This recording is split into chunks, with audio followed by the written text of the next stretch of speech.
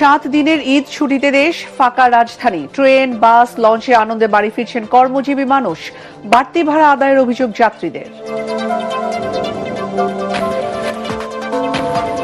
মহাসড়কে স্বস্তির যাত্রা ঘরমুখো মানুষের। যানবাহনে তীব্র চাপ থাকলেও নেই যানজট। সড়কে সার্বক্ষণিক নজরদারি থাকবে, জানালেন আইজিপি।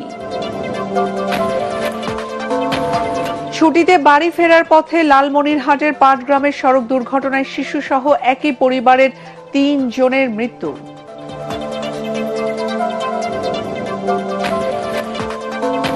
তিস্তা প্রকল্প বাস্তবায়নে চীনকে সমর্থন করবে জামাত। মন্তব্য ডাক্তার শফিকুর রহমানের। অন্য দেশের আধিপত্য জনগণ কখনোই মেনে নেবে না।